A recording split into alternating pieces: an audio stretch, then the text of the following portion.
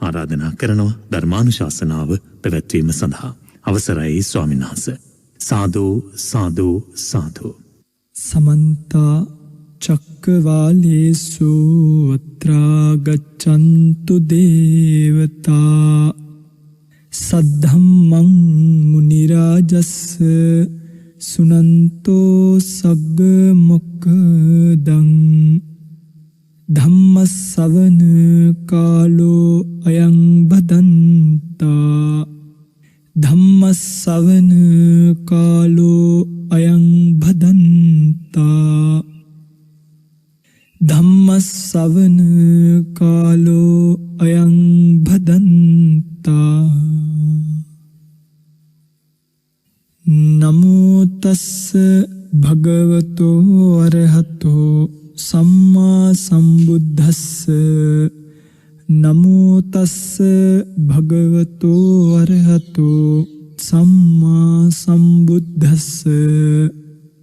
නමෝ තස්ස භගවතෝ අරහතෝ සම්මා සම්බුද්දස්ස.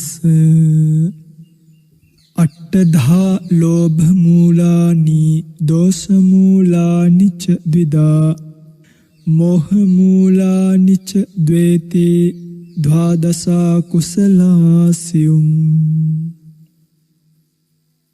සද්ධර්ම ශ්‍රවණාභිලාෂී ගුණබර වාසනාවන්ත පින්වත්නි, සෑම ඉරිදා දිනකම net fm සිත්නෙත් අසපුවෙන් ගලාගෙන හැලෙන උතුම් වූ ධර්ම දේශනාව ශ්‍රවණය කරන්නට සූදානම් වන මොහොත. පින්වත්නි, අද දවසේ මේ උතුම් ධර්ම දේශනාව ලක්වැසි ලෝවැසි බොහෝ දෙනෙක්ට ශ්‍රවණය කිරීමට අවකාශය සලසා දෙමින් ධර්ම දේශනාවේ දායකත්වය රැගෙන කටයුතු කරන බව සිහිපත් කරලා තියෙනවා. කුලියාපිටිය දීගල්ල ලිපිනෙහි පදිංචි AWAT අබේසේකර මහත්මිය ඇතුළු දූදරු පිරිස විසින් අද මේ ධර්ම දේශනාව සිද්ධ කරමින් ධර්ම දානමය කුසලයේ සිදු කරගන්නට සූදානම් වන බව සිහිපත් කරලා තියෙනවා. ධර්ම දේශනාව අවසානයේදී නම්ගම් සිහිපත් කරමින් වැඩිදුරට පුණ්‍යානුමෝදනා කරන්න බලාපොරොත්තු වෙන ධර්ම දේශනාව සඳහා යොමු වෙනවා. පිටකන්දී ඔබ දන්නවා අපි මේ දිනවල සිත්නෙත් අසපු ඉරිදා ධර්ම දේශනාවෙන් සාකච්ඡා කරගෙන එන්නේ සාමාන්‍යයෙන් අර ඉදිනදා සිද්ධ වෙන ධර්ම දේශනාවකට ටිකක් බැහැරට ගිහිල්ලා ධර්ම දේශනා මාලාවක් වශයෙන් සිද්ධ කරගෙන එන ධර්ම දේශනා කිහිපයකට. ඔබ දන්නවා අපි මේ ධර්ම දේශනා කිහිපයේදීම ශ්‍රාවකයන්ට කියලා දෙන්න උත්සාහ කරන්නේ භාග්‍යතුන් වහන්සේගේ දේශනාව ඇතුලේ තියෙන පරමාර්ථ ධර්මයන් පිළිබඳව. පින්වත්නි, කෙනෙක්ට මේ පරමාර්ථ ධර්මයන් ඉගෙන ගද්දී යම් යම් අලසභාවයන් නැති වෙන්න පුළුවන්. ඒ නිසාම අපි විශේෂයෙන්ම මේ පිළිබඳව මේ පින්වතුන්ලට කියලා දෙන්න කල්පනා කරේ පින්වතුන්ලගේ ජීවිතයට. මේ අභිධර්මයේ ඉගෙනගෙන මම හැමදාම කියන්නේ අභිධර්මයේ ඉගෙනගෙන නිවන් යන කෙනෙක් බවට පත් වෙන්න මිසක් අභිධර්මයේ ඉගෙනගෙන විශ්‍රාම යන කෙනෙක් බවට පත් වෙන්න නෙමෙයි. නැත්තම් මේකේ පින්වත්නි කවදාවත් කියලා ඉවර කරගන්න බැරි තරම් ධර්මකාරණා මේකේ තියෙනවා. අපිටවත් එහෙම අහුවෙන්නේ නැහැ. අපිත් මේ නිර්වාණ ධාතුවට අවශ්‍ය කරන ධර්මතා ටික මොනවද? අපි ඉගෙනගත යුතු ධර්මතා මොනවද? සාමාන්‍යයෙන් ලෝකේ ජීවත් වෙනකොට මේ පරමාර්ථ ධර්මයන්ගේ මේ ස්වභාවයන් දැන ගැනීම තුළ අපිට සිද්ධ වෙන යහපත කුමක්ද? ආදී වශයෙන් දේවල් කල්පනා කරන්න තමයි මේ පරමාර්ථ ධර්මයන්ගේ ඒ ස්වභාවයන් ඉගෙනීමට කල්පනා කළේ. දැන් ඔය පිටුතුලට තේරෙනවා අපි පහුගිය දිනවල අකුසල චෛතසික පිළිබඳව සාකච්ඡා කරගෙන ආවා. ඒ සාකච්ඡා කරගෙන එනකොට පින්වත්නි එක එක චෛතසිකයේ දැන් කුක්කුච්චය, තීනය, මිද්දය, දිට්ඨිය, ලෝභය, මානය කියන්නේ මොනවද කියන එක අපි කතා කරද්දී ඔය පින්වත්තුලට පැහැදිලිවම දැනෙන්නේ නැති දෙයියනේ මේක කොච්චර අපේ ජීවිතේට වටිනවද කියලා. මම දැක්කා බොහෝ දෙනෙක් අපිට ආපහු ප්‍රතිපිලිතුරු බැඳලා තිබ්බා. ස්වාමීන් වහන්සේ මේ දේශනාවන් කොයිතරම් අපේ ජීවිතයට වැදගත්ද කියන එක දැන් තමයි අපිට තේරෙන්නේ කියලා පවා. ඒ කියන්නේ මම කියන්නේ මේ අභිධර්මයේ කියන කොටාසය නැත්තම් චෛතසික කියන්නේ නිකන් අපිට කටපාඩමින් තිබ්බ චෛතසික 52ක් තියෙනවා අය. සබ්බචිත්ත සාධාරණ 7ය, ප්‍රකීර්ණක 6ය, අකුසල 14ය, සෝබන මෙච්චරය කියලා කියනවා මිසක ඒ වාගේ ස්වභාවයන් Tamanගේ ජීවිතයට එකතු කර ගන්න බොහෝ දෙනෙක් උත්සාහ කරලා තිබෙන්නේ. අන්න ඒක කඩන්න තමයි, ඒ ස්වභාවය නැති කරන්න තමයි අපි මේ චෛතසික පිළිබඳව ඔය පිඟුතුලට බොහොම විග්‍රහයක් කරමින් එකින් එක පැතිකඩයන් පිළිබඳව කතා කළේ. ඉතින් අපිට තව එක චෛතසිකයක් තියෙන ඉගෙන ගන්න. ඒ තමයි විචිකිච්ඡා කියන චෛතසිකය. විචිකිච්ඡා චෛතසිකය ඉගෙන ගත්තට පස්සේ අපි අකුසල චෛතසික සියල්ල පිළිබඳව කතා කරලා ඉවරයි. 14ම පිළිබඳව කතා කරලා ඉවරයි. මෝහ, අහිරික, අනොත්තප්ප, උද්ධච්ච, ලෝභ, දිට්ඨි, මාන, දෝෂ, ඉස්සා, මච්චරිය, කුක්කුච්ච, තීන මිද්ද විචිකිච්ඡා කියන මෙන්න මේ චෛතසික පිළිබඳව තමයි අපි මේ කතා කරගෙන ඉන්නේ. පිළිගන්න ඊටත් කලින් මම මේ අභිධර්මයේ අපි දැන් අද දවසේදී ලෝභ මූලික සිත් පිළිබඳව කතා කරන්න යනවා. ඒ කියන්නේ අකුසල් සිත් පිළිබඳව. ඉතින් මේවා ඉගෙන ගැනීම හරියම ප්‍රයෝජනවත්. තේරෙනවද? ඒ කියන්නේ දැන් අපේ පින්වතුන්ලා දන්නේ නැහැ කර්මයක් සකස් වෙන්නේ කොහොමද. දැන් සමහරු ඉන්නවා දැන් මේ ධර්මදේශනාවන් උනත් අපි ගත්තාම දැන් මේ පුණ්‍යානුමෝදනාවන් බොහෝ ඒවා අපි කියවනකොට අපිට දැනෙන දෙයක් තමයි දැන් තමන් කරගත්තු කුසලයේ අවිද්‍යාව මුල් කරගෙන ආයිත් සංස්කාර ගොඩකට තමයි මේ ඇදගෙන යන්නේ. තේරුණාද? ධර්ම දානමය කුසලයේ කුසලයක්. හැබැයි ඒ කුසලය කුසල් සංස්කාරයක් බවට පත් වෙනවා අවිද්‍යාව මුල් වෙලා නැවත පාරයක් භවයේ සකස් වෙන්නේ. ඔය පින්තුලට තේරෙනවද මම මේ කියන්නේ? ඒතර ඔය පින්තුල්ලා කුසලයක් කරගෙන අවිද්‍යාව උපනිශ්‍රේ භාවයෙන් බලවත් වෙ හේතු වෙලා ඒක කර්මයක් බවට පත් වෙලා අපෝ විපාකයක් බවට පත් වෙනවා කියලා කියන්නේ මේ කරගන්න කුසලොත් අපිට කොහෙට යනවද? භවගාමීව සංසාරික ජීවිතේට සංස්කාරයක් ලෙස එකතු වෙන ධර්මතා. දැන් ඔය අභිධර්මයේ දන්නේ නැතිකම තමයි. ඉතින් අභිධර්මයේ හරියට දැනගත්තට පස්සේ අපිට තේරෙනවා කුසල් සිතක කොහොමද මේකේ තියෙන ආදීනවය දැකලා මේකේ ආපහු සංස්කාර ගොඩ ගැනීමක් කරන්නේ නැතුව නිස්සරණීය පැත්තට මේ කුසල් හිත යොමු කරගන්න කියන එක අභිධර්ම ඉගෙනීමෙන් විතරමයි පින්වත්නි දකින්න පුළුවන්කම තියෙන්නේ. උදාහරණයක් කියන්නම්කෝ. දැන් ওই පින්වතුල්ලා මෙන්න මෙහෙම කරනවා. දැන් මේ ධර්ම දේශනාවක් ඉවර කරලා දැන් මේ වගේ අරමුණු තියෙනවනේ. අරමුණු මොනවද? මේ ජීවිතේම එක්ක චතුරාර්ය සත්‍ය ධර්මාබෝධය වේවා කියලා ප්‍රාර්ථනා කරන ගමන් තව වෙන ප්‍රාර්ථනාවනුත් කරනවානේ. නිදුක් නිරෝගී චිර ජීවනය ලැබේවා, සංසාරිකව සුවපත් භාවයටපත් වේවා. ඔය වගේ නොයෙකුත් ප්‍රාර්ථනාවන් තියෙනවා. දැන් ඔය ප්‍රාර්ථනාව සිද්ධ වෙන්නේ අර කුසලයේ මුල් වෙලා අවිද්‍යාව කියන එකත් හේතු වෙලා. කියන්නේ කුසල සිත මුල් කරගෙන ඒ කුසල සිත දිහා බලනවා අවිද්‍යාව මුල් කරගෙන. එතකොට මොකද වෙන්නේ? එතකොට ඔය පිංගුතුල්ලා දන්නවද? එතකොට ඇති වෙන්නේ ලෝභ මූලික සිත. ඔය කුසලයට අවිජ්ජා තණ්හා උපාදාන කියන එක හේතු වෙලා ප්‍රත්‍ය වෙලා විපාක විදියට සකස් වෙනකොට අර අනිෂ්ට විපාකේ සකස් කරන්න යනවා.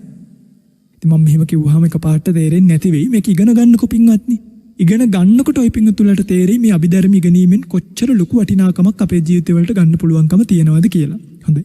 ඉතින් අපි අද දවසේ එහෙනම් යමු අපේ කාරණාවට විචිකිච්ඡාව ගැනයි කතා කරන්න තියෙන්නේ. අපි දන්නවා ලක්ෂණ රස පච්චපට්ඨාන පදට්ඨාන වශයෙන් අපි සාකච්ඡා කරගෙන එන්නේ.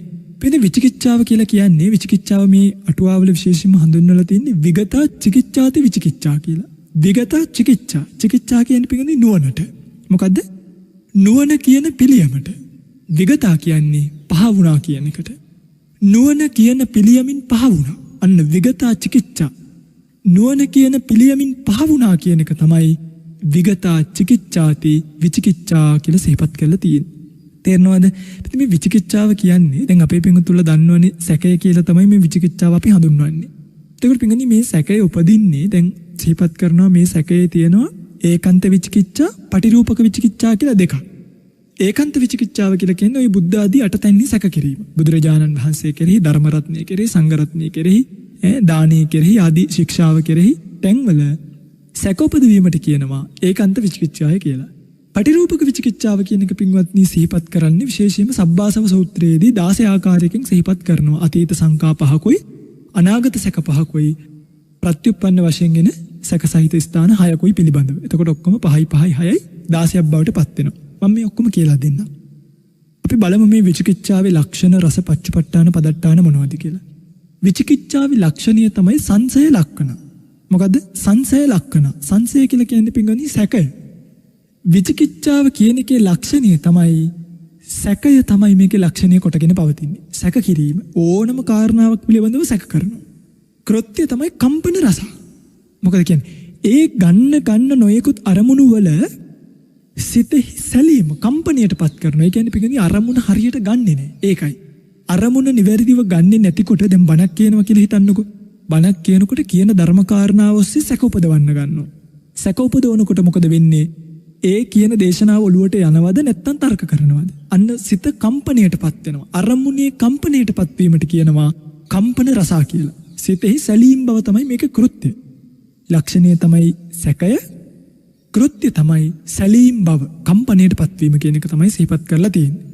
අනිච්චය පච්චපට්ඨාන. පච්චපට්ඨානය කියන්නේ නැත්නම් වැටහෙන කාරණාව මොකද්ද? වැටහෙන කාරණාව තමයි නිශ්චය නැති ස්වභාවය. අනිච්චය කියලා කියන්නේ නිශ්චය නැහැ කියලා. තේරුණා නේද? දැන් මේ මෙන්න මෙතනදී අනිච්ච කියලා අර ඔය වාදයට තුඩු දෙන ඡයන්න තමයි මෙතන තියෙන්නේ. හැබැයි මෙතනදී අනිච්ච කියලා කියන්නේ මේ මතක තියාගන්න ඕනේ නිශ්චය නැති ස්වභාවය කියලා. ඒක තමයි එහෙම තමයි පින්ගන්නේ සැකේ කියන කාම වැටෙන්නේ. හැබැයි මේ තව එකක් කියන්නම් අර අනිච්ච කියන එකේ ඡයන්න වාදයට තුඩු දෙන්නෙත් නැහැ. මේ යම් නුවණ නැති පිරිසක් විසින් අනිච්ච කියන බොහොම සංස්කාර පිළිබඳව කියපු පදයක් විකෘති කරගෙන යන එකක් විතරයි තියෙන්නේ. ඒක වාදයට තුඩු දීමක් කිසිසේත්ම කොතනවත් නැහැ. තේරුණානේ? හරි. ඉතින් බලන්න අනිච්චේ පච්චපට්ඨාන. වැටෙන කාරණාව මොකද්ද? නිශ්චය නැති ස්වභාවය තමයි වැටෙන්නේ. ඒක තමයි වැටෙන කාරණා බවට පත් වෙලා තියෙන්නේ. අයෝනිසෝ මනසිකාර පදට්ඨාන. ආසන්න කාරණා මොකද්ද? නුනුවණින් මනසිකාරය කිරීමයි. අන්න බලන්න. යම් කිසි කාරණාවක් පිළිබඳව අයෝනිසෝ මනසිකාරයෙන් නැත්නම් නුනුවණින් කල්පනා කරනකොට ඒ පිළිබඳව ඒක ආසන්න කාරණා බවට පත් වෙලා මොකද වෙන්නේ? අරමුණෙහි සිත සැලෙනවා. වැටෙන්නේ නිශ්චිත නැති බවයි. ලක්ෂණය තමයි සැකය කියන එක. මේ තමයි විචිකිච්ඡාවේ ලක්ෂණ රස පච්චපට්ඨාන පදට්ඨාන කියන හතර. පිටින් මේ විචිකිච්ඡාව කියන එක ආවහම මේ චෛතසිකේ ආවහම ප්‍රඥාවට එන්න තැනක් නෑ. තේරුණා නේද? ප්‍රඥාව කියන්නේ අපි හිතමුකෝ වෛද්‍යවරයෙක් කියලා. ඒ වෛද්‍යවරයාට මේ සිතට ප්‍රතිකාර කරන්න බෑ. මොකක් නිසාද? විචිකිච්ඡාව කියන පිළිකාව. අපි එමෙ ගමුකෝ. විචිකිච්ඡාව කියන ස්වභාවය නිසා ප්‍රඥාවේ උපකාරය මෙන්න මේ ධර්මතාවයන් වලට ලැබෙන්නේ නැහැ. ඒ නිසා මේ චෛතසිකයට ඇතුළත් වෙලා සිටින පුද්ගලයාට එයාට නුවණ පිහිටන්නේ නැති නිසා තමයි විගතා චිකිච්ඡා කියලා නුවණින් පිළියමින් පහ වුණා කියන එක නේ. නුවණින් පහ වුණත් නෙමෙයි.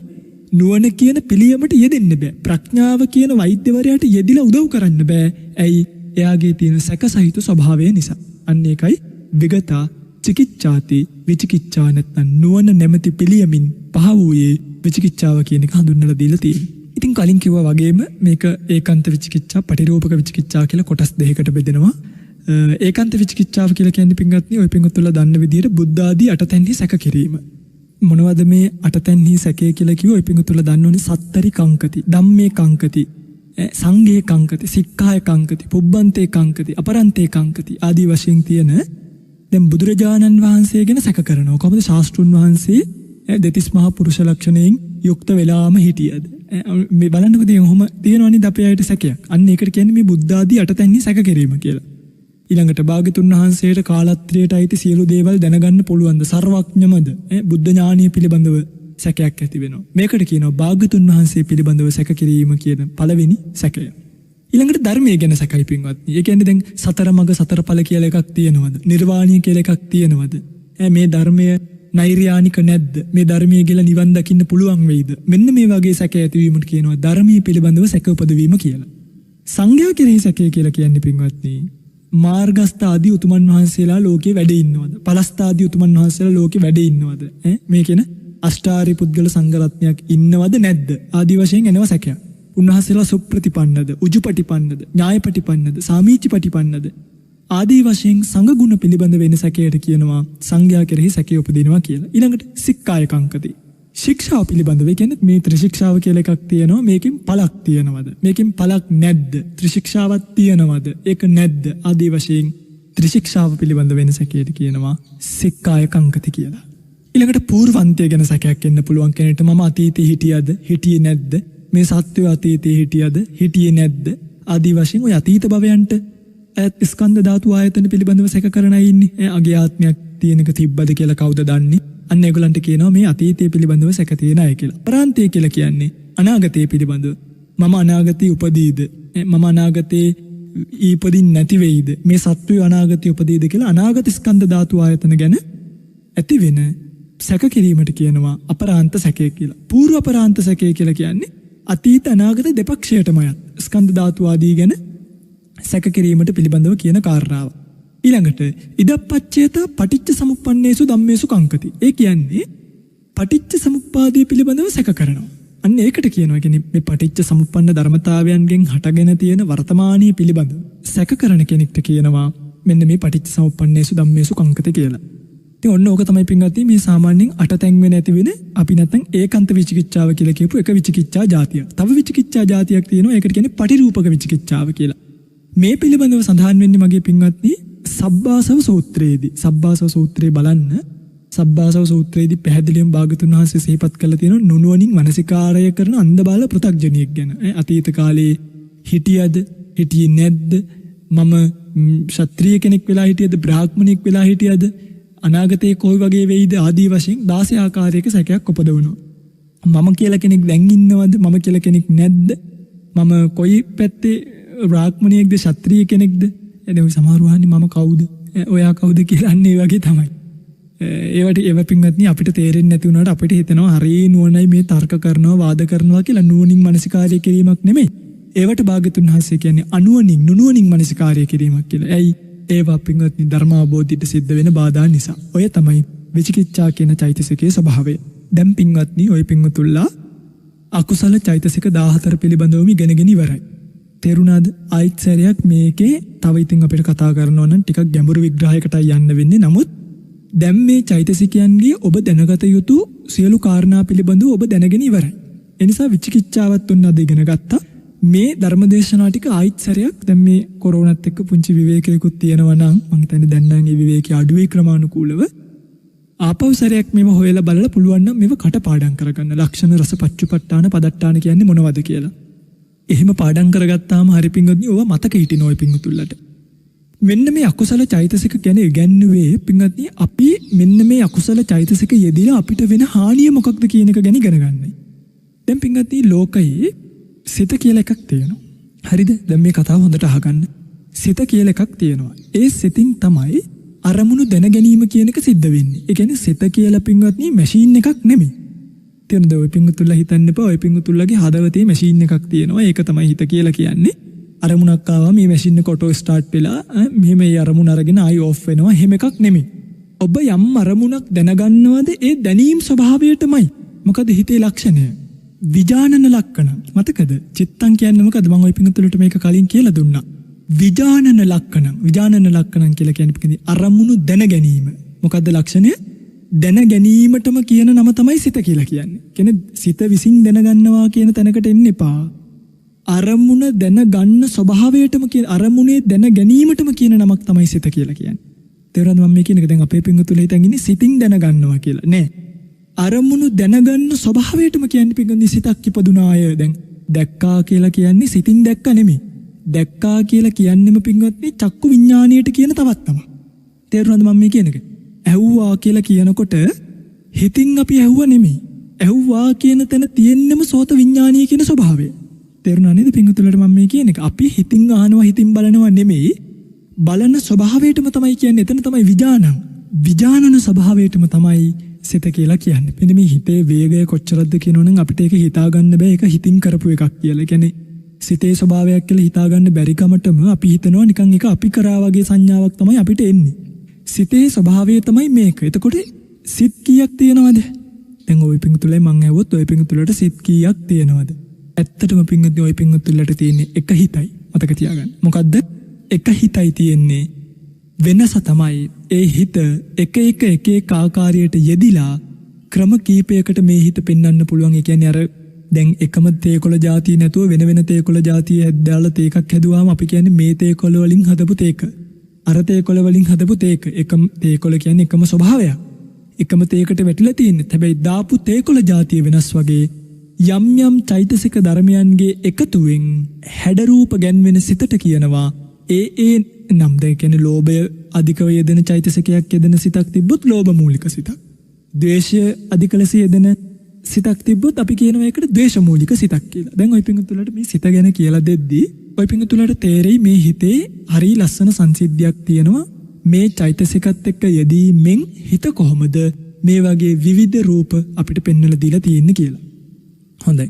මේ බලන්න අපි එහෙනම් සාමාන්‍යයෙන් ටිකක් සාම්ප්‍රදායිකව කරන ඉගැන්වීමෙන් මෙහාට ඇවිල්ලා අපි මේ සිත පිළිබඳව ඉගෙන ගන්න යමු.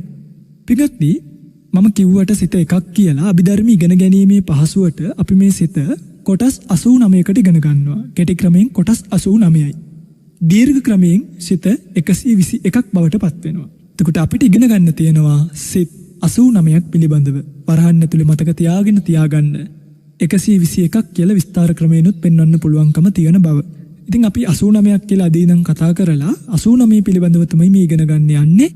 ඒ 89 යම් කෙනෙක් හරියට ඉගෙන ගත්තොත් එයාට මේ ජීවිතේ වෙන සියලු සංසිද්ධි මොනවද කියලා ධානලාභී වෙනකොට, අරූපාවචර ධානලාභී වෙනකොට, ලෝකෝත්තර භාවයට යනකොට, මාර්ගයට යනකොට මොකක්ද මේ මා තුළ සිද්ධ වෙන සිදුවීම මොකක්ද කියන එක මේ සිතේ ක්‍රියාකාරීත්වයත් එක්ක හඳුනා ගන්න පුළුවන්කම ලැබෙනවා.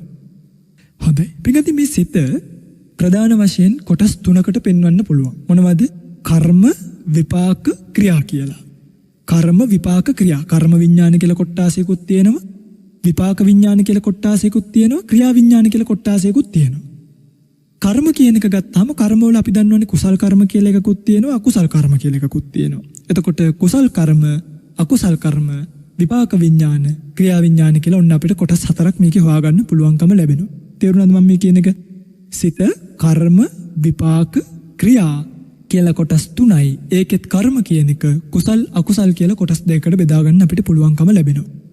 ඉතින් පින්වත්නි මෙන්න මෙහෙම අපි මේ සිත ගැන ඉගෙන ගන්න යනකොට මේ සිත පළවෙනියටම පින්වත්නි අපිට බෙදා ගන්න පුළුවන් භූමිය වශයෙන්. මම ওই පින්තුලට කලින් ධර්ම දේශනාවකදී සිහිපත් කළා කාමාවචර භූමිය, රූපාවචර භූමිය, අරූපාවචර භූමිය, ලෝකෝත්තර භූමිය කියලා.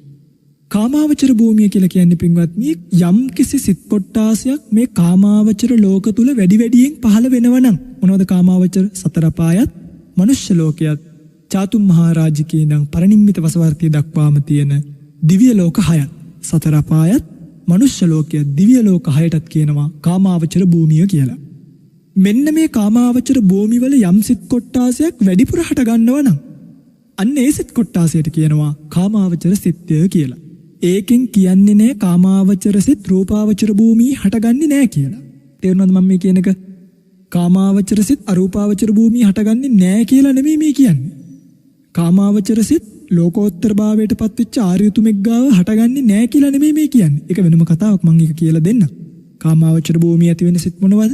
රූපාවචර භූමිය ඇති වෙන සිත් මොනවද? අරූපාවචර භූමිය ඇති වෙන සිත් මොනවද? ලෝකෝත්තර භූමියේදී ඇති වෙන සිත් මොනවද කියන එක අපි වෙන වෙනම ඉගෙන ගමු. තේරුණාද මම මේ කියන එක? ඒ කියන්නේ පින්ගනේ දැන් අපි හිතුවාම කාමාවචර භූමිය වල කාමාවචර සිත් විතරක් නෙමෙයි පහළ වෙන්නේ. යම් කෙනෙක් කාමාවචර භූමියක ඉඳලා රූපාවචර ධානයක් වැඩුවොත් එයා කාමාවචර භූමියේ හිටියට එයා වඩන්නේ මොන සිද්ද? එයා රූපාවචර සිත් වඩන කෙනෙක් බවට පත් වෙනවා. තේරුණා නේද? ඒ නිසා මතක තියාගන්න කාමාවචර කියලා කියන්නේ වැඩි වශයෙන් සැරිසරන හිත් වලට. අනිත් සිත් යෙදෙන්නේ නැහැ කියලා එහෙම කිව්ව නෙමෙයි. රූපාවචර භූමි 16ක් තියෙනවා. බ්‍රහ්ම ලෝක 16ක් තියෙනවා රූපාවචර. ඒ රූපාවචර භූමියේ වැඩිමනක් වශයෙන් පහළ වෙන සිත් වලට කියනවා රූපාවචර සිත් කියලා. අරූපාවචර භූමියේ වැඩිමනක් පහළ වෙන අරූපාවචර භූමි හතරයි ආකාසානංචායතනෙ, විඥානංචායතනෙ, ආකින්චඤ්ඤායතනෙ, නේව සංඥා නාසඤ්ඤායතනෙ. කියන මේ භූමි හතරේ වැඩිපුර පහළ වෙන සිත් වලට කියනවා, වැඩිපුර හැසිරෙන සිත් වලට කියනවා අරූපාවචර සිත් කියලා. ලෝකෝත්තර භූමිය කියලා පින්වත්නි 아무තු භූමියක් නැහැ. කියන්නේ කාමාවචර, රූපාවචර, අරූපාවචර කියන භූමිය කියන්නේ සත්වයා වාසය කරන තැන්නේ. ලෝකෝත්තර භූමිය කියන්නේ සත්වයා වාසය කරන තැනක් නෙමෙයි. සත්වයාව නිර්වාණ ධාතුවට පැමිණුණා කියන එක අර්ථ ගන්නවන්න තමයි මේ ලෝකෝත්තර භූමිය කියන එක පෙන්වලා තියෙන්නේ. ඇත්තටම ලෝකෝත්තර භූමිය කියලා එකක් නැහැ. හැබැයි ලෝකෝත්තර භාවයට පත්වීම තුළ පහළ වෙන සිත් හඳුන්වන්න තමයි මේ ලෝකෝත්තර භූමිය කියන එක පෙන්වලා දීලා තියෙන්නේ. හොඳයි. දැන් මම හිතන්නේ ඔය පින්තුලට තේරෙනවා ඇති කාමාවචර සිත් කියන්නේ මොනවද? රූපාවචර සිත් කියන්නේ මොනවද? අරූපාවචර සිත් කියන්නේ මොනවද? ලෝකෝත්තර සිත් කියන්නේ මොනවද කියන එක සම්බන්ධව තේරෙනවනේ. හොඳයි. කාමාවචර සිත් පින්වත්නි 54ක් තියෙනවා. අහගන්න මේවා. කාමාවචර සිත් 54යි. රූපාවචර සිත් 15යි. අරූපාවචර සිත් 12යි. ලෝකෝත්තර සිත් 8යි. ගණන් හදලා බලන්න. කාමාවචර සිත් 54යි. කාමාවචර සිත් 54ට රූපාවචර 15 එකතු වුණාට පස්සේ 69යි. අරූපාවචර 12 එකතු වුණාට පස්සේ 81යි. තේරුණා නේද? ලෝකෝත්තරට එකතු වුණාට පස්සේ කීයක් වෙනවද? 89ක් බවට පත් වෙනවා. 54යි 15යි 12යි 8යි. කාමාවචර භූමියේ පහළ වෙන සිත් 54යි. රූපාවචර භූමියේ පහළ වෙන සිත් 15යි. අරූපාවචර භූමියේ පහළ වෙන සිත් 12යි. ලෝකෝත්තර භූමියට අයිති සිත් 8ක් බවට පින්වත්නි මේ අභිධර්මයේදී ඉගෙනීමේ පහසුව පිණිස බෙදලා දක්වලා පෙන්වලා දීලා තියෙනවා. ඉතින් අපි අද කතා කරන්න යන්නේ අපි පින්වත්නි මේ භූමි හතරෙම සිත් පිළිබඳව කතා කරනවා. කාමාවචර භූමිය, රූපාවචර භූමිය, අරූපාවචර භූමිය සහ ලෝකෝත්තර භූමිය ගැන. අද අපි කතා කරන්න යන්නේ කාමාවචර භූමිය පිළිබඳවයි. කාමාවචර භූමියේ සිත් පිළිබඳව සාකච්ඡා කරන්න ආරම්භ කරන මේ ධර්ම දේශනාවෙන් මත්තට සියලුම භූමිය වල පහළ වෙන සියලුම සිත් පිළිබඳව එකින් එක විස්තර කරලා දෙන්න බලාපොරොත්තු වෙනවා. හොඳයි. ඊළඟට මේ කාමාවචර භූමියේ සිත් 54 විශේෂයෙන්ම තවත් කොටස් තුනකට බෙදෙනවා. අකුසල් සිත්, අහේතුක සිත් සහ කාමශෝභන සිත් කියලා. තේරෙනවද පින්වත්නි? කාමාවචර සිත් 54 ආයිත් කොටස් තුනකට බෙදෙනවා. අකුසල් සිත් 12ක් තියෙනවා. අහේතුක සිත් 18ක් තියෙනවා.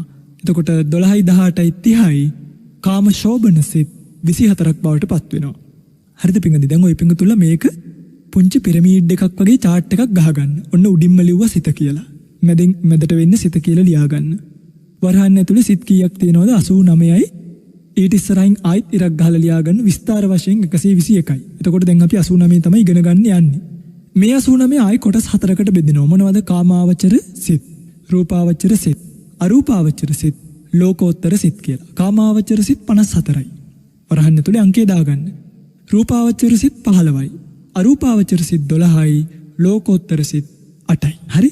දැන් ඔන්න කාමාවචර, රූපාවචර, අරූපාවචර, ලෝකෝත්තර කියලා ඔන්න දැන් අපි කොටස් 4කට බෙදාගත්තා. ආයිත් අපි මේක තවත් විග්‍රහ කරගන්න. කාමාවචර කියන සිත් කොටාසය තවත් කොටස් 3කට බෙදාගන්න. මොනවද? අකුසල් සිත්, අහේතුක සිත් සහ කාමශෝභන සිත්.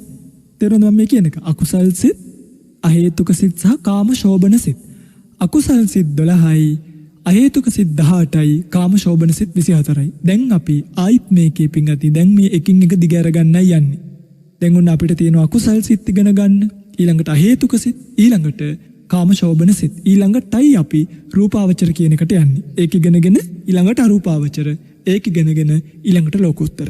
තේරුණා නේද? මේක හරිය පිංගති පිළිවෙලයි.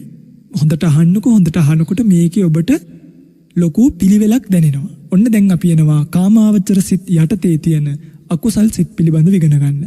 පින්වත්නි මෙන්න මේ අකුසල් සිත් 12ක් කිව්වනේ. මේ අකුසල් සිත් 12න් පින්වත්නි 8ක් ලෝභ මූලිකයි.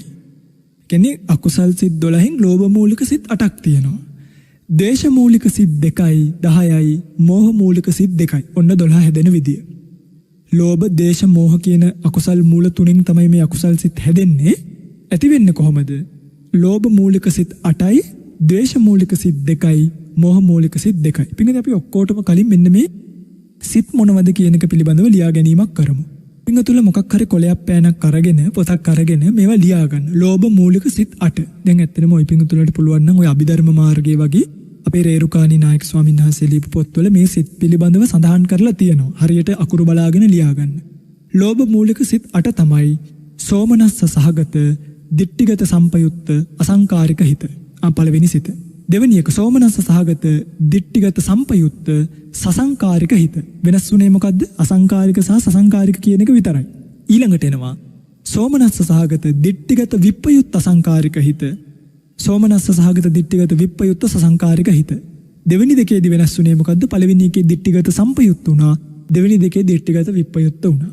දැන් කීයක් ලියලාද අපි? 4ක් ලියලා. මොනවද? සෝමනස්ස සහගත, දිට්ඨිගත සම්පයුක්ත අසංකාරික එකයි. සෝමනස්ස සහගත, දිට්ඨිගත සම්පයුක්ත සසංකාරික එකයි. සෝමනස්ස සහගත, දිට්ඨිගත විප්පයුක්ත අසංකාරික එකයි. සෝමනස්ස සහගත, දිට්ඨිගත විප්පයුක්ත සසංකාරික එකයි. 4යි. 8ක් තියෙනවා කිව්වනේ. මොකද්ද ඉතුරු 4? ඉතුරු 4 තමයි ඔය සිත් 4 ඔහොමම ලියා ගන්න. සෝමනස්ස කියන එක වචනේ වෙනුවට උපේක්ඛා සහගත කියලා දාලා. උපේක්ෂා සහගත, දිට්ඨිගත සම්පයුක්ත අසංකාරික හිත, දිට්ඨිගත සම්පයුක්ත සසංකාරික හිත. උපේක්ඛා සහගත, දිට්ඨිගත විප්පයුක්ත අසංකාරික හිත, උපේක්ඛා සහගත, දිට්ඨිගත විප්පයුක්ත සසංකාරික හිත. එතකොට ප්‍රධාන වශයෙන් මේ සිත් පින්වත්නි 8 සෝමනස්ස සහ උපේක්ඛා කියලා කොටස් දෙකක් තියෙනවා. දිට්ඨිගත සම්පයුක්ත සහ විප්පයුක්ත කියලා ભેදයක් තියෙනවා. පළවෙනි දෙකම සම්පයුක්තයි, 3යි 4යි විප්පයුක්තයි. 5යි 6යි ආයි සම්පයුක්තයි, 7යි 8යි විප්පයුක්තයි. ඊළඟට පිළිවෙලින් අසංකාරික, සසංකාරික, අසංකාරික, සසංකාරික, අසංකාරික, සසංකාරික කියලා මේ සිත් 8ම වෙන වෙනම අසංකාරික, සසංකාරික ભેදේනුත් බෙදෙනවා. ඔය තමයි පින්වත්නි ලෝභ මූලික සිත් 8. පින්වත්නි ඔය පින්තුල දන්නවද මේ අභිධර්මයේ උගන්වද්දී ඇයි මේ ලෝභ මූලික සිතක් මුලින්ම කියලා දෙන්නේ කියලා? ඒ මොකද දැන් මේ ලෝභ මූලික සිත තියෙනවනේ. මේ ලෝභ මූලික සිත කියන එක පින්වත්නි සෑම සත්වයකගෙම ප්‍රතිසන්දි සිතත් එක්කම. ඒ කියන්නේ දැන් අපි හිතමුකෝ ප්‍රතිසන්දිය පහළ වුණා කියලා. ප්‍රතිසන්දිය පහළ වෙලා පළවෙනි චිත්ත වීතියේදීම ඇති වෙන ධර්මතාවය. තේරෙනවද මම මේ කියන එක? ඒ කියන්නේ දැන් ඔන්න කෙනෙක් ප්‍රතිසන්දිය ගන්නවා. කෙනෙක් ප්‍රතිසන්දිය අරගෙන ප්‍රතිසන්දි හිතට පස්සේ භවංග හිත ඇති වෙනවනේ. දැන් ওই පිංගුතුල්ලා භවංග හිත කියන්නේ මොකද්ද? ප්‍රතිසන්දි හිත කියන්නේ මොකද්ද කියලා දැන් කලබල වෙන්න එපා. කලින් බණ අහලා තියෙන අය යන්තම් හරි මේ භවංග හිත කියන්නේ මොකද්ද? ප්‍රතිසන්දි හිත කියන්නේ මොකද්ද කියලා දන්නවා. දන්නේ නැති අම්මලා තාත්තලාට මම මේක ඉදිරියේදී කිව යුතු තැනදී කියලා දීම සිද්ධ කරන්න. දැනට මේක නිකන් මතක තියාගන්න. දැන් එහෙම ප්‍රතිසන්දිය ගත්තට පස්සේ භවංග සිත් 15ක් 16ක් පමණ ඉපදිලා නිරුද්ධ වෙනවා. එහෙම නිරුද්ධ වෙලා ඊළඟට ඇති වෙන්නේ පිංගන්දි මනෝද්වාරා වජ්ජන කියන මානසිකාර්ය වෙන සිතක්. කියන්නේ Tamanගේ මනසින්ම අරමුණක් අරගෙන ඇති වෙන හිතක්. ඊළඟට මොකද වෙන්නේ? Taman ඉපදිච්ච භවයට ඇලුම් කිරීම වශයෙන් බලන්න අවිද්‍යාවේ තරම පළවෙනිම ධර්මතාවයේ විදියට අපිට පහළ වෙන්නේ ලෝභ මූලික සිතක් උප්පත්තියේදී. ඉපදිච්ච භවයට ඇලුම් කිරීම වශයෙන් බල්ලෙක් නම් බලු ජීවිතයට, හැකරැල්ලෙක් නම් හැකරැලි ජීවිතයට, මිනිසෙක් නම් මනුස්ස ජීවිතයට, දෙවියෙක් නම් ඒ Tamanගේ දේවාත්ම භාවයට ඇලීම් වශයෙන් මෙන්න මේ ලෝභ මූල සිත් 8 දෙනාගෙන් එක හිතක් හරි ඉපදිලා පින්වත්නි ජවන් හිත් විදිහට හත්වතාවක් ඉපදිලා තමයි නිරුද්ධ වෙන්නේ. ඊළඟට තමයි ආපහු භවංග සිත් පරම්පරාව ඇතිවීම කියන එක සිද්ධ වෙන්නේ. ඒ නිසා තමයි මේ ලෝභ මූලික සිත් පිළිබඳව මුලින්ම උගන්වන්නේ. මොකද අපේ මේ ප්‍රතිසන්දියත් එක්ක පළවෙනිම සිත් කොටාසිය තමයි අපිට ආපු ධර්මතාව ටික තමයි මේ ලෝභ මූලික සිත්. ඒ නිසා තමයි ලෝභ මූලික සිත් මුලින්ම උගන්වන්නේ අභිධර්මය උගන්වද්දී. හරි? හොඳයි. දැන් අපි බලමු මොනවද මේ ලෝභ මූලික සිත් අටේ තිබ්බ සෝමනස්ස සහගත, උපේක්ඛා සහගත, දිට්ඨිගත සම්පයුත්, අසංකාරික මොනවද, සසංකාරික කියන්නේ මොනවද කියන එක පිළිබඳව කල්පනා කරමු. පින්වත්නි දැන් ඔන්න මම මේ කියලා දෙන්න හදන්නේ ඔය පින්වත්තුලට දැන් මේ සිත් 8ක් කියලා දුන්නට මේ එකම සිතක්නේ. තේරුණාද? දැන් මේ එකම සිතක ස්වභාව 8ක් තමයි මේ කියලා තියෙන්නේ. ඔන්න හොඳම වචනේ. එකම සිතක ස්වභාව 8ක්. එකක් සෝමනස්ස සහගතයි. එක අසංකාරිකයි. අනිත් එක සෝමනස්ස සහගතයි, එක සසංකාරිකයි. එකක් දිට්ඨිගත සම්පයුත්තයි, එකක් විප්පයුත්තයි. කොහොමද මේ වෙනස වෙන්නේ? හොඳට මතක තියාගන්න ඔය පින්වත්තුලට චෛතසික ටික මුලින්ම ගැන්නුවේ ඒකයි. යම් කිසි සිතක දිට්ඨිය කියන චෛතසිකයේ යෙදෙනවනම් ඒ සිත මොකක් වෙනවද? ඒ සිත දිට්ඨිගත සම්පයුත්ත හිතක් බවට පත් වෙනවා. තේරුණාද මම මේ කියන එක? යම් කිසි සිතක දිට්ඨිය කියන චෛතසිකයේ යෙදීමෙන් තමයි, කියන්නේ දිට්ඨිය කියන්නේ අකුසල් චෛතසිකය. අකුසල් චෛතසිකයක් යෙදිච්ච හිත තමයි මේ හඳුන්වන්නේ දිට්ඨිය කියන චෛතසිකයේ මේ හිතේ යෙදිලා තියෙනවා. දැන් සෝමනස්ස සහගත දිට්ඨිගත සම්පයුත්ත කියන හිතේ මොන චෛතසිකයේ යෙදිලා තියෙනවද? දිට්ඨිය කියන චෛතසිකයේ යෙදිලා තියෙනවා. අන්නේ දිට්ඨිය කියන චෛතසිකයේ නිසා අර තේකොළ જાතිය නිසා තේකේ පාට වෙනස් වුණා වගේ අර චෛතසිකවල යෙදීම නිසා තමයි මොකක් වෙලා තියෙන්නේද? මේකට මෙන්න මේ හැඩතලය ලැබිලා තියෙන්නේ. එතකොට අපි මම මේ උදාහරණයක් කිව්වේ. අපි බලමුකෝ පළවෙනියටම තියෙන්නේ සෝමනස්ස සහගත කියලා. මොකද්ද පින්වත්නි මේ සෝමනස්ස සහගතයකට බලපෑවි? මේ සෝමනස්ස සහගතයකට බලපාන්නේ පින්වත්නි ඔය පින්වත්තුලට තාම කියලා දුන්නේ නැති චෛතසිකයක් තියෙනවා, වේදනා චෛතසිකය කියලා. මොකද්ද? වේදනා චෛතසිකය. මේ වේදනා කියන චෛතසිකයේ මගේ පින්වත්නි දැම්ම කලබල වෙන්න එපා. මං කිව යුතු තැනදී මේක කියලා දෙන්න. ඔය පින්වත්තුල නිකම් මතක තියාගන්න වේදනාව කියන චෛතසිකේ හැම හිතකම යෙදෙනවා. කියන්නේ වේදනාව කියන චෛතසිකයෙන් තොරව සිතක් පහළ වෙන්නෙම නැහැ. ඒ නිසා ඒ චෛතසිකයට කියනවා සබ්බ චිත්ත සාධාරණ චෛතසිකයක් කියලා. සබ්බ චිත්ත සාධාරණ හැම හිතකටම අඩු නැතුව යෙදෙනවා වේදනාව කියන එක. තේරුණාද මම මේ කියන එක? අන්නේ පින්වත්නි අරමුණේ රසය අනුභවය කරන. ඒ කියන්නේ දැන් වේදනාව කියලා කියන්නේ ආරම්මන රසං අනුභවතීති වේදනා කියලානේ කියන්නේ. මොකද කියන්නේ? ආරම්මන රසං අනුභවතීති වේදනා. ආරම්මන රසය අනුභව කරන්නේ යම් කෙනෙක්. අන්න ඒක ඒ ස්වභාවයට තමයි කියන්නේ වේදනාව කියලා. එතකොට යම්කිසි අරමුණක යම්කිසි ස්වභාවයක් අපි හිතමුකෝ දැන් ඔය පිංගුතුල්ලට චෛත්‍යයක් පේනවා. චෛත්‍යයක් පේනකොටම ඒ චෛත්‍ය දැකීම ප්‍රියයිද අප්‍රියයිද? දැන් බෞද්ධයෙකුට නම් රුවන්වැලි මහා සෑය වගේ එකක් දකිනකොට මොකක්ද ඇති වෙන්නේ? පුදුම මේ ඉෂ්ඨාකාර අරමුණු ගැනීමක් තියෙනවනේ, හරි සනීපයක්. අන්නේ අරමුණේ රසය වින්දේ කවුද? වින්දේ වේදනාව. ඒක සෝමනස්ස වේදනාවක්. තේරුණාද මං කියන එක? මෙන්න මේ වේදනාව පිළිබඳ කොටස් එක්තරා විදියකට 3කටත් එක්තරා විදියකට 5කටත් පෙන්වලා දීලා තියෙනවා. සුඛ වේදනාව, දුක්ඛ වේදනාව, උපේක්ඛා වේදනාව. කියන්නේ සුඛ දුක්ඛ උපේක්ඛා. තේරුණාද? සැපසහගතව දැනෙන අරමුණක් තියෙනවා නම් ඒක සුඛ වේදනාවක්. විදියටයි ඒතරකට ග්‍රහණය වෙන්නේ.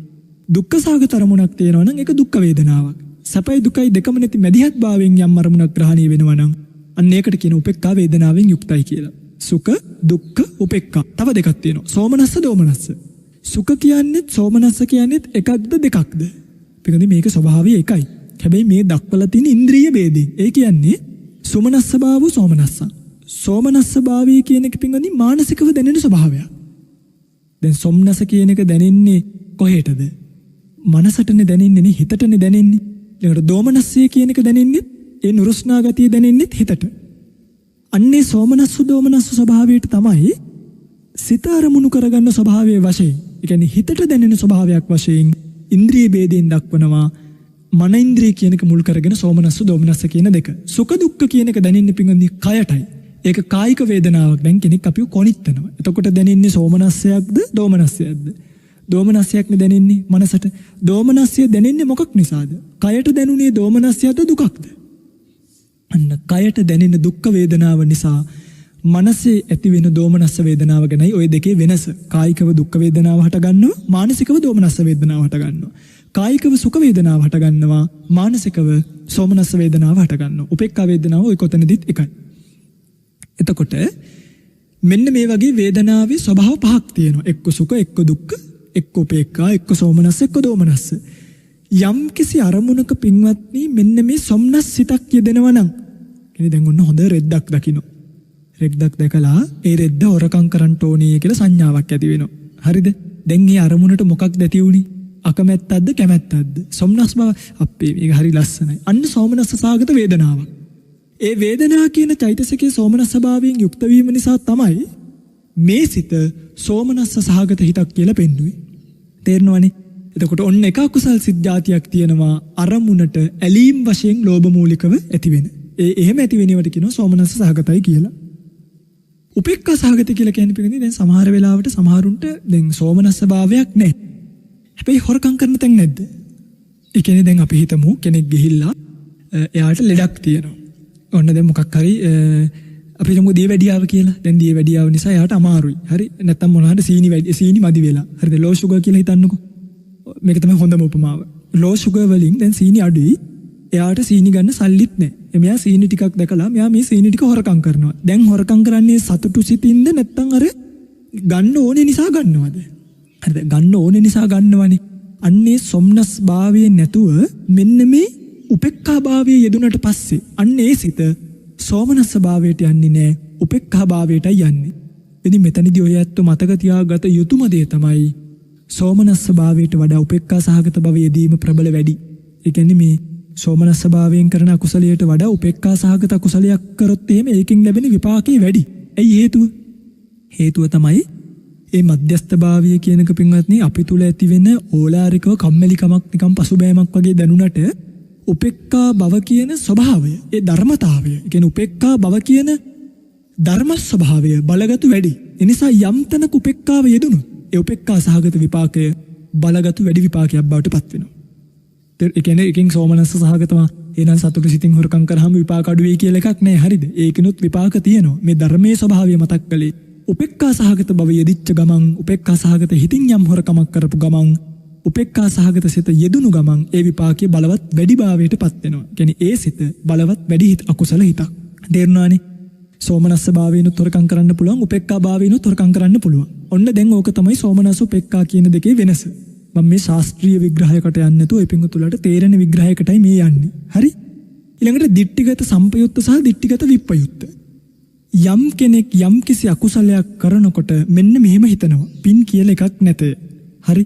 පව් කියලා එකක් නැහැ. ඒ වගේ මේ වගේ විපාක නැහැ. දැන් ඔහොම හිතෙන්න පුළුවන් මේ වයින් හොරකම් කරාට ඔය තිය නැත්තන්ගෙන් හොරකම් කරා කියලා අපිට අකුසලයක් වෙන්නේ. දැන් අර අපේ බොහෝ ඇත්තෝ කියන කතාවක් තමයි මේ සරදියෙල් වෙන්න ඕනි කියලා. දැන් සරදියෙල් කියන කෙනා මොකද කළේ? හොරකම් කරානේ. තියන අයගෙන් අරගෙන අනිත් අයට දුන්නා. එතකොට ඒක සාධාරණීකරණය කරාට වැඩක් නැහැ. පහළ වෙලා තියෙන අකුසල් හිතක්. පොඩි එකක් නෙමෙයි දිට්ඨිගත සම්පයුත්තත් බවට පත් වෙලා ඇති. ඒ කියන්නේ සමහරකට එහෙම හිතන්නත් ඇතිනේ.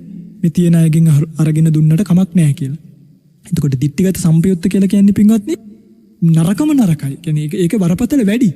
ඒ අකුසල විපාකයේ. ඒ වුණොම කෙනෙක්ට මෙලොවක් නැහැ, පරලොවක් නැහැ, ඉන්න ටික මේ ටිකේ ඉන්න ඕනි හොඳට. එහෙම කියලා අර දසවස්තුක මිත්‍යා දෘෂ්ටිය කියන එක යම් කිසි සිතක යෙදෙනවා නම් අන්නේ දසවස්තුක මිත්‍යා දෘෂ්ටිය යෙදිච්ච හිතට කියනවා දිට්ඨිගත සම්පයුත්ත කියලා. මොකද්ද දසවස්තුක මිත්‍යා දෘෂ්ටිය? ඔය පිටුතුල දන්නවනේ නේද? නත්ති දින්නක්. දැන් සමහරු කියනවා දන් දුන්නට විපාකයක් නැහැ කියලා. සමහරු කියනවා දොයි දුන්නට වැඩක් නැහැ. ඕ වගේ කොහෙද විපාක? අන්න එහෙම කියන අය පින්වත්නි මෙන්න මේ දසවස්තුක මිත්‍යා දෘෂ්ටියට යටත් වෙලා ඉන්නේ. හරි? එතකොට මේ වගේ විශ්වාසය නැති කෙනා මොකද කරන්න පිටින්ගන්නේ මේගොල්ලෝ වැඩි වැඩියෙන් අකුසල ධර්ම කරන්න යමු වෙනවා. ඒ කරන්නේ පොඩි පහයි දැන්. කුසලයක් තියෙනවා කියලා හිතුවාම පිටින්ගන්නේ යම් විදියකට ඒ අකුසල කර්මයෙන් අපි අඩියක් පස්සට යනවා කරද්දි. අඩුම හොරෙන් හරි කරනවනේ. දැන් එහෙම විපාකයක්වත් නැහැ කියලා තේරුම් ගත්තට පස්සේ අනේ ඕවා කරලා වැඩක් තියෙනවද? ඕවගෙන් කාටද හරි ගියේ කියලා අර නත්ති දින්නම් දුන්නට වැඩක් නැහැ කියලා හිතනවා. ඊළඟ නත්ති හිට්ටම් මහා දානී විපාක නැහැ කියලා කියනවා. මහා දානී කියලා කියන්නේ දැන් ඔන්න ඔය පිඟුතුලට හොඳ තැනක්. දැන් සමහරු චෛත්‍ය ආදී තැන් වලට ලොකු පළතුරු පූජා කරනවනේ. මම දැක්ක මේ පහුගිය දවසක කෙනෙක් දාලා තිබ්බා. ලංකාව කියන්නේ දකුණු ආසියාවේ දුප්පත්ම රටක්. ඒ නිසා චෛත්‍ය ගාව පළතුරු ගොඩ ගහනවට වඩා ඒ වගේ මිනිස්සුන්ට කන්න ටිකක් දුන්නා නම් නරකය. බුදුහාමුදුරුවෝ හිටියත් එහෙම කියයිය කියලා දැම්මා. දැන් මේ මොකක්ද නැත්තේ? මහා දානීයට පිඟුඳි නිග්‍රහ කරන්නේ දන්නේ නැහැ. මහා දානී විපාක නැහැ කියලා තමයි හිතන් ඉන්නේ. කොච්චර පිඟුඳි ඒවා කොච්චර දන් දුන්නත් භාගතුන් වහන්සේට දුන්නු නිසා ඒ වගේ විපාක ඒ ලෙසම ලැබෙනවා කියනවත් විශ්වාසය අඩුම මේ මිනිසුන්ට නැහැ. නත්ති හුතම්. ඒ කියන්නේ පුද පඬුරු යවුවයි කියලා වැඩක් නැහැ කියලා හිතනවා පින්වත්නි. නත්ති සුකට දුක්කටානං කම්මානං පලං විපාකෝ. හොඳ නරකවල ක්‍රියාවල විපාකයක් නැහැ. නත්ති අයං ලෝකෝ. නත්ති පරලෝකෝ. ඔහොම හිතනවනේ. මෙලොවක් නැහැ, පරලොවක් නැහැ. නත්ති මාතා. අම්මට තාත්තට සලකලා වැඩක් නැහැ. අම්මට තාත්තට ගැහුවට ඒකින් වෙන පවක් නැහැ. නත්ති පිතා. තාත්තට ගැහුවට බැන්නට කමක් නැහැ. තාත්තට වැන්දා කියලා දැන් බලන්න පින්දි පිටරටවල වලීම ගොඩක් අය අම්මලට වඳින්නවත් නැහැ නේ. කෙනේ වැන්දාම ඒකේ ඉෂ්ට විපාකයක් තියෙනවා කියලාවත් දන්නේ නැහැ. නත්ති සත්තා ඕපපාතික. ඒ කියන්නේ ওই දිව්‍ය ලෝකවල වගේ තැන්වල ඉපදෙන අය නැහැ. ඉතින් දැන් එහෙම සමහරු තර්ක කරනවා මේ තමයි අර පිටරටක් පෙන්නලා සිංගප්පූරුව පැත්ත පෙන්නලා ඒ තමයි දිව්‍ය ලෝකේ. මේ මනුස්ස ලෝකේ තමයි නියම මෙහෙ. අපාය කියන්නේ අර ඉතියෝපියාව වගේ පැත්තක් පෙන්නලා ඒ පැත්ත කියනවා. අන්න මේ ඕපපාතික සත්වෝ ඉන්නවා කියලා විශ්වාස කරන්නේ නේ. තේරුණා නේද? මේවට කියනවා දසවස්තුක මිත්‍යා දෘෂ්ටි කියලා. ඊළඟට නත්ති ලෝකේ සමන බ්‍රහ්මන සම්මග්ගතා සම්මා පටිපන්නෝ යේ ඉමංච ලෝකං පරංච ලෝකං සයං අභිඤ්ඤා සච්චිකත්වා පවේදේති. ඒ කියන්නේ මේ ප්‍රතිපත්ති පිරීමෙන් මාර්ගයට පෙවිසලා තම තමන් ලබාගත්තු ඥානයන්. ඒ කියන්නේ මේ ආර්ය ආදී උතුමන් වහන්සේලා ලෝකේ නැහැ කියලා පින්වත්නි හිතන ස්වභාවය. ඔන්න ඕවට කියනවා දසවස්තුක මිත්‍යා දෘෂ්ටිය කියලා. යම් කෙනෙක් ඕවගෙන් යුක්තයි නම් එයා එන්නේ ඕවගෙන් යුක්තයි නම් ඒ අකුසල කර්මය කරනකොට ඔන්න ඔය වගේ සිතිවිල්ලක ඉඳලා කළා නම් පින්වත්නි ඒක දිට්ඨිගත සම්පයුත්තයි. ඒක දෘෂ්ටියට බැහැගෙන ඉන්න කෙනෙක් බවට පත් වෙලා. ඊළඟට යම් කෙනෙක් එවැනි දෘෂ්ටියක නැතුව මේවා තියෙනවා අම්මට තාත්තට ගැව්වම අනිෂ්ට විපාක තියෙනවා ආදී වශයෙන් යම් අකුසල කර්මයක යෙදුනොත් හොරකම් කරාට මේවා ආසාවෙන් ගත්තට මේ වගේ කර්ම විපාක තියෙනවා කියන තැන යෙදිනුත් පින්වත්නි අන්න එවැනි අකුසල කර්මයක් කරොත් ඒවා දිට්ඨිගත විපයුත්ත භාවයට පත් වෙනවා. හරිද? ඔන්න දැන් දිට්ඨිගත සම්පයුත්ත වෙන්නේ කොහොමද දන්නවා? දිට්ඨිගත විපයුත්ත වෙන්නේ කොහොමද දන්නවා?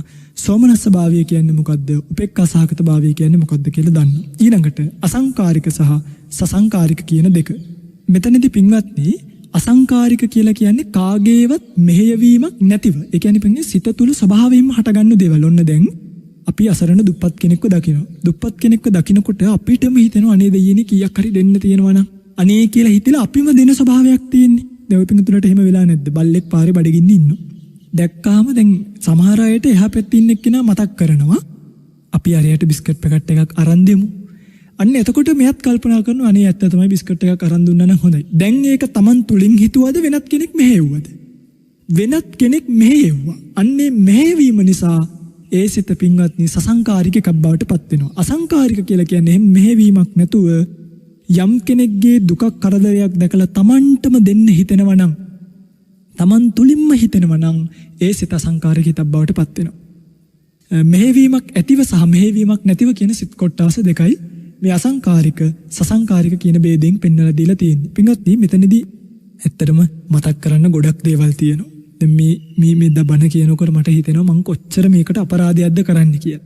හරිද? ඒ කියන්නේ මේ තව මේක කියන්න පින්වත්නි මේ අසංකාරික සසංකාරික එක ගැනම පැය භාගයක් විතර කතා කරන්න පුළුවන්. හැබැයි එහෙම වුණොත් ඔය පින්තුලට මේක අහුවෙන්නේ නැහැ නේ. තේරුණාද?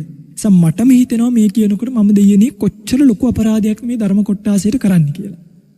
ඒ නිසා කොහොම හරි කාලේ අරගෙන විශේෂයෙන්ම ධර්ම සාකච්ඡාවත් ශ්‍රවණය කරන්න මේ ධර්ම සාකච්ඡාව තුලදීත් අපි මේ පිළිබඳව දිගින් දිගටම විස්තර විග්‍රහ කරලා දෙන්නම්. මොකද ධර්ම දේශනාවේ කාලය සහ සාකච්ඡාව කියන කාලය දෙකම අරගෙනයි අපි මේ ධර්ම දේශනාව සිද්ධ කරන්නේ. එතකොට සාකච්ඡා කාලයේදී ඔබට තව දුරටත් මේ වගේ විස්තර විග්‍රහ දැනගන්න පුළුවන්කම ලැබෙනවා. ඉතින් පින්වත්නි මේ අසංකාරික කියන හිතේ සසංකාරික කියන හිතේ වෙනසකුත් තියෙනවා. ඒක හොඳට දැනගන්න ඕනේ. දැන් කෙනෙක්ට සමහරුන්ට පින්වත්නි සිත සසංකාරික එකක් බවට පත් වෙනවා Taman තුලින්. මේ කියන්නේ දැන් ඔන්න දානයක් දෙන්න කියලා හිතෙනවා. හිතනකොටම ආයි හිතෙනවා අපෝ එක්ක දීලා වැඩක් නැහැ. හරිද? ඊට පස්සේ Taman තුලින්ම ආපහු මෙහෙවනවා. තේරෙනවද මම මේ කියන එක? දැන් දෙන්න හිතලා ආයි පස්සට ඇදලා ආයි Taman තුලින්ම මෙහෙවනවා. ස්වභාවයෙන්ම හටගන්න එකක් නෙමෙයි. Taman තුලින්ම උනත් මෙහෙයවුවොත් ඒ මෙහෙවීමෙන් උපදින සිත පින්වත්නි සසංකාරික හිතක් බවට පත් වෙන්න පුළුවන්. තේරුණා නේද? කියන්නේ ඔය පින්තුලට තේරෙනවා දන් දෙන එක ලේසි නෑ පින්වත්නි. අසංකාරිකව දුන්නොත් තමයි ඒක මහත්ඵල භාවයට පත් වෙන්නේ. මම මේ කියන්නේ දැන් මේ කුසලයේ පැත්තෙන් මේ කියාගෙන ඉන්නේ. කියන්නේ අසංකාරිකව දුන්නොත් මහත්ඵල භාවයට පත් වෙනවා. ඒ වගේම තමයි අකුසලයේදී වෙන්නේ මොකද්ද? අසංකාරිකව යෙදුණොත්. දැන් මම මේ කුසල පැත්තෙන් ඔය පින්තුලට තේරෙන නිසා කිව්වේ යම් සිතක් අසංකාරිකව යෙදුණොත් ඒ සිතේ විපාකයේ බලවත්. දැන් Tamanටම හිතලා මරුවොත් එහෙම ඒකේ පින්වත්නි විපාකයේ බලවත්. සසංකාරික වීම තුල ඒ විපාකයේ අඩුවීමකට පත් වෙනවා. මොකද අසංකාරික හිතේ විපාකයේ බලවත් හැමතිස්සෙම. දන් දෙනකොටත් එහෙමයි. දන් දෙනකොට සසංකාරික හිතේ විපාකයේ අඩුයි, අසංකාරික හිතේ විපාකයේ වැඩි. අකුසල් හිතකදී අසංකාරික හිතේ විපාකයේ වැඩි, සසංකාරික හිතේ විපාකයේ අඩුයි. එතකොට දැන් ඔය පිංගුතුල්ලට තේරෙනවද අපි දැන් සිත් 8ක් පිළිබඳව කතා කරා. මොනවද? සෝමනස්ස භාවය, උපේක්ඛා භාවයෙන් යුක්ත සිත් කොටස් දෙකක් ගැන තමයි අපි මේ කතා කරගෙන එන්නේ. එතකොට හතර බෙදෙනවා. දිට්ඨිගත සම්පයුත්ත, අසංකාරික, දිට්ඨිගත සම්පයුත්ත, සසංකාරික. දිට්ඨිගත විප්පයුත්, අසංකාරික, දිට්ඨිගත විප්පයුත්, සසංකාරික ආදී වශයෙන්. එතකොට සිත් 8 ආයිත් කියනවා නම් සෝමනස්ස සහගත දිට්ඨිගත සම්පයුත්ත අසංකාරික හිත, සෝමනස්ස සහගත දිට්ඨිගත සම්පයුත්ත සසංකාරික හිත. අසංකාරිකව සිද්ධ වෙන අකුසලයකුත් තියෙනවා ලෝභ මූලිකව, සසංකාරිකව සිද්ධ වෙන අකුසලයකුත් තියෙනවා. ඊළඟට ඒකම දිට්ඨිගත විප්පයුත්තවත් අසංකාරිකවත් යෙදෙනවා, සසංකාරිකවත් යෙදෙනවා. නැවත උපේක්ඛා සහගත භාවයෙන් ඔය කොටස් හතර ඔය විදිහටම බෙදෙනවා. ඉතින් දැන් මේ පිංගුතුල බලන වෙති අම්මේ අද නම් මේක හරිය අමාරුයි තේරුම් ගන්න කියලා. මට තේරෙනවා මේ කියනකොටම මේක කොච්චර අමාරුද කියලා. කියන්නේ පිංගත්නි මේ අමාරුද කියන්නේ කොහොමද මේක තේරුම් කරන්නේ කියන සංකල්පනාවෙන් තමයි මමත් මේ කියලා දෙන්නේ. ඒ නිසා මේක අමාරුවෙන් හරි මගේ රත්තරන් පිංගත්නි අහන් ඉඳලා ග්‍රහණය කරන්න. මම මේ පිළිබඳව තව විස්තර ඔය පිංගුතුලට ඉදිරියේදී කියලා දෙන්නම්. මතක තියාගන්න දැනට සෝමනස් උපේක්ඛා කියන දෙකෙන් වැඩිපුර බලවත් වෙන්නේ උපේක්ඛා සහගත හිත. හරිද? උපේක්ඛා සහගත හිත මෙතනදී වැඩිපුර බලවත් භාවයට එනවා. ඊළඟට දිට්ඨිගත සම්පයුත්ත සහ විප්පයුත්ත කියලා දෙකක් තියෙනවනේ. මේ දිට්ඨිගත සම්පයුත්ත සහ විප්පයුත්ත කියන දෙකේදී දිට්ඨිගත සම්පයුත්ත කියන්නේ දිට්ඨිය සම්ප්‍රයුක්ත වෙච්ච අකුසල කර්මය බලවත් වැඩි. උපේක්ඛා සහගත වීමත් බලවත්, දිට්ඨිගත සම්පයුක්ත වීමත් බලවත්. අසංකාරික සසංකාරික කියන දෙකෙන් වඩා බලවත් භාවයට පත් වෙන්නේ අසංකාරික හිතයි. එතකොට අකුසලයේ වැඩිම ලෝභ මූලික සිත මොකක්ද කියලා හෙවොත් අපිට කියන්න පුළුවන් උපේක්ඛා සහගත දිට්ඨිගත සම්පයුක්ත අසංකාරික හිත කියන එක පින්වත් ඊටාම බලවත් කියලා. අඩුම හිත මොකද්ද? සෝමනස්ස සහගත දිට්ඨිගත විප්පයුක්ත සසංකාරික හිත. අඩුම විපාක දෙන ලෝභ මූලික හිත තමයි සෝමනස්ස සහගත අඩුම කියන්නේ බලවත් භාවයේ අඩු. හරිද? මේ වගේ වෙන්න පින්වත්නි දැන් අරයා කෝච්චියකට යට වෙනවා නම් මෙයා බස් එකකට යට වෙනවා වගේ. දැන් මේ කර්මය අපිට අචින්තනීයයි. නමුත් ඔබට තේරුම් ගන්න කියන්නේ උපේක්ඛා සහගත දිට්ඨිගත සම්පයුක්ත අසංකාරික හිතින් යම් කිසි කෙනෙක් ලෝභයක් කරොත් එයාගේ දේපොළ ගිනි ගන්න පුළුවන්. තේරෙනවද මම? එතකොට එයා ඊළඟට පිච්චිලා එහෙම ලොකු විපාකයක් වෙනවා. අර සෝමනස්ස සහගත දිට්ඨිගත විප්පයුත්ත සසංකාරික හිත කියන එකෙන් යම් කිසි කෙනෙක් අකුසලයක් කරොත් අර ගිනි අරගෙන විනාශ වෙනවා වගේ තැනකට නොයා වස්තුව විනාශ වීම නම් සිද්ධ වෙයි. නමුත් ඊට වඩා විපාක භාවයට පැමිණීම අඩුවෙන් තමයි ඒක සිද්ධ වෙන්නේ. ඒ නිසායි මේ වගේ මේ කොටස් 8ක් පෙන්වලා දීලා තියෙන්නේ. ඉතින් මං හිතනවා ඔය පිංගුතුලට ලෝභ මූලික සිත් ගැන ලොකු අවබෝධයක් එන්නේ නැති කියලා. කාල වේලාව නැති නිසා මෙතනින් එහාට ධර්ම දේශනාව සිද්ධ කරන්නේ නැහැ. ඊළඟ සිත්නෙත් අසපෝ ධර්ම දේශනාවේදී මම සිහිපත් කරලා දෙන්නම් මොනවද මේ ලෝභ මූලික සිත්වල යෙදෙන චෛතසික. ඒ චෛතසික යෙදීමෙන් මේ ලෝභ මූලික සිත්වලට මේ වගේ හැඩතලයක් එන්නේ කොහොමද, ආවේ කොහොමද මේ සකස් වීම සිද්ධ වුණේ කියලා. ඉතින් ඒ නිසා අදට ධර්ම දේශනාවට ලැබිච්ච කාලය අවසන් වෙලා තියෙන නිසා මෙතනින් එහාට ධර්ම දේශනාව සිද්ධ කරන්නේ නැහැ.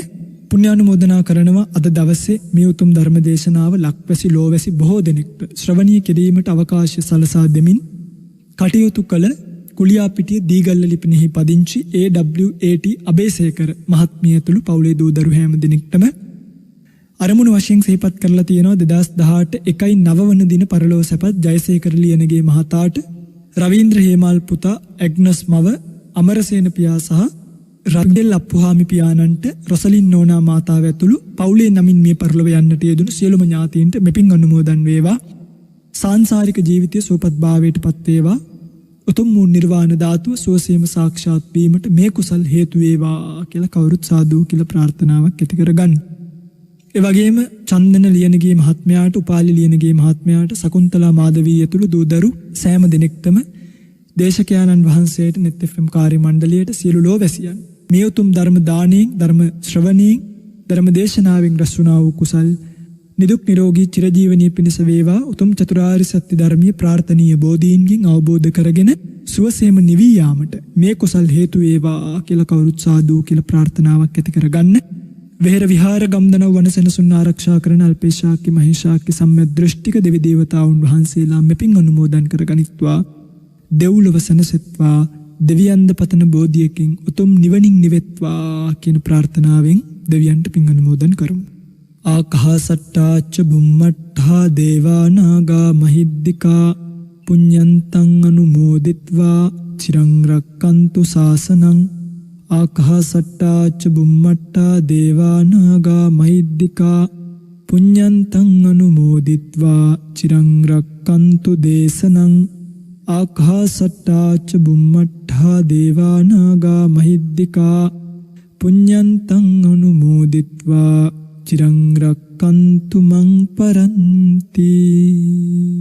සාදු සාදු සාදු.